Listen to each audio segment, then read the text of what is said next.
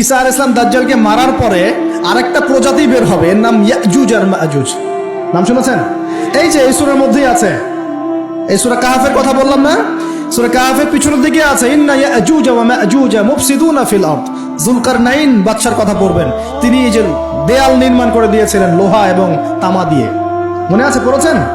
আচ্ছা, এই ইয়াজুজ আর মাজুজ যখন বের হবে, পৃথিবীর পানি খেয়ে শেষ করে ফেলে দিবে একেবারে। এর এত বেশি হিংস্র হবে যে এদের সাথে লড়াই করার মতো ক্ষমতা কোনো মানুষেরই থাকবে না। এমনকি ঈসা আলাইহিস সালামেরও নয়। ঈসা আলাইহিস সালাম তুর পাহাড়ে চলে যাবেন মুসলিমদেরকে নিয়ে, তুর পাহাড়ের ভিতরে মুসলিমরা সেখানে লুকিয়ে থাকবে, পৃথিবীর মেসাকার অবস্থা হয়ে যাবে, পৃথিবীর পানি খেয়ে শেষ করে ফেলে দিবে একদম হিংস্র প্রজাতি।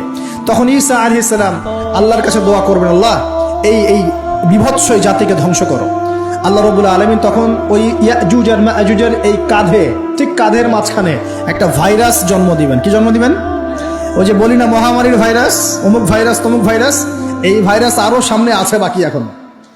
ওই ভাইরাসে, ওই পোকায়, ওই ব্যাকটেরিয়া বা যেটাই হোক আল্লাহ পাক যাই দিবেন, এতে করে ইয়াজুজ আর মাজুজের পুরো প্রজাতি ধপধপ ধপধপ করে মারা যাবে। মানে এটা ছোঁয়াচে রোগ হবে। কি রোগ হবে?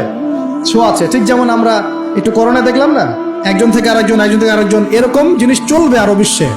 আর এখনকার নতুন রিসার্চ হচ্ছে, ওই সাইবেরিয়া অঞ্চলের যে বরফগুলো আছে না, ওর নিচে এই 1 লাখ বছর, 1.5 লাখ বছর, 2 লাখ বছর আগের ভাইরাসগুলো নতুন করে জায়গা শুরু করেছে।